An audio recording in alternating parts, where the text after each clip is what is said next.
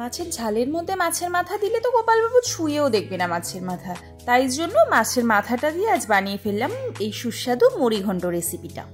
প্রথমে একটা মাছের মাথা ভালোভাবে ধুয়ে তার মধ্যে পরিমাণ মতো নুন, হলুদ ও লঙ্কা গুঁড়ো মিশিয়ে রেখে দিলাম কিছুক্ষণ। এরপরে তেল গরম করে ওই মাছের মাথাটাও তেলের মধ্যে দিয়ে ভেজে নিলাম। এক পিঠ ভালোভাবে ভাজা হয়ে গেলে উল্টে আর এক পিঠ ভালোভাবে ভেজে নিলাম। ভালো মতো লালচে করে ভেজে নেবার পর মাছের মাথাগুলো তেল ঝরিয়ে একটা পাত্রে তুলে রেখে দিলাম।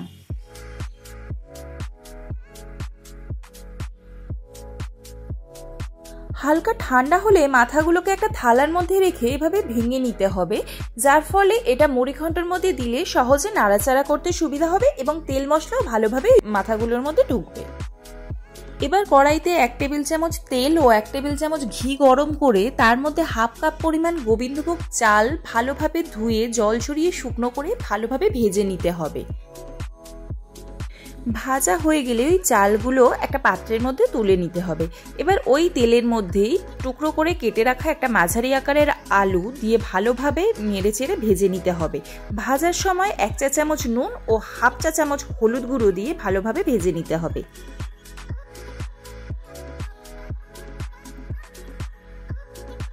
আলুগুলো বেশ ভালো মতো ভাজা হয়ে গেলে ওই কড়াই থেকে তেল ঝরিয়ে আলুগুলোকে একটা পাত্রের মধ্যে তুলে নিতে হবে।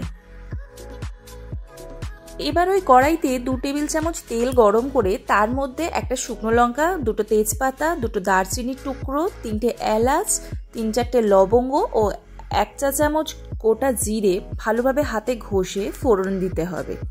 ফোড়নের গন্ধ বেরিয়ে আসলে 2টো মাঝারি আকারের পেঁয়াজ ভালোভাবে কুচিয়ে ওই কড়াইয়ের মধ্যে দিয়ে ভেজে নিতে হবে।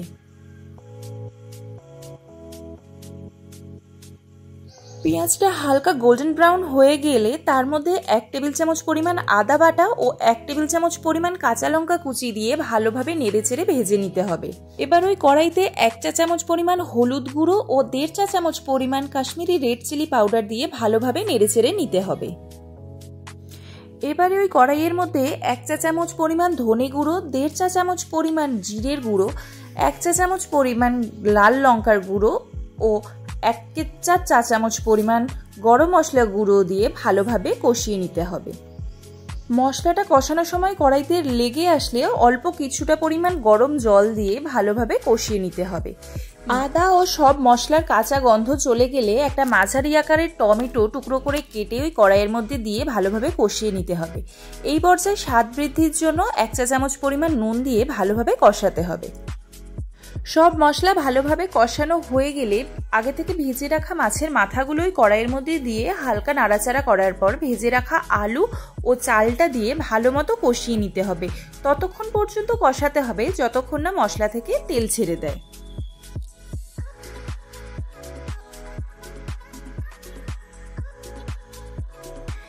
মিডিয়াম ফ্লেমে 5 থেকে 7 মিনিট কষানোর পর যখন তেল ছেড়ে আসবে তখন 1.5 কাপ পরিমাণ জল হালকা গরম করে ওই কড়াইয়ের মধ্যে ঢেলে দিতে হবে। যেহেতু আমি হাফ কাপ পরিমাণ চাল নিয়েছিলাম তাই আমি 1.5 কাপ পরিমাণ জল ইউজ করছি। চালটা ভালো মতো সিদ্ধ হয়ে যাওয়ার পর 1 চা চামচ পরিমাণ চিনি দেব। আগে চিনি দেইনি কেননা চাল সিদ্ধ হতে তাহলে সময় যেত অথবা চালটা ভালো মতো সিদ্ধ হতো না। সবশেষে 1 চা চামচ পরিমাণ গরম মশলা গুঁড়ো ও 1.5 চা চামচ পরিমাণ ঘি দিয়ে হালকা নাড়াচাড়া করে একটা থালা দিয়ে ঢাকা দিয়ে কিছুক্ষণ সময় রেখে দিলেই রেডি আমাদের এই রেসিপি মুড়িঘণ্ট।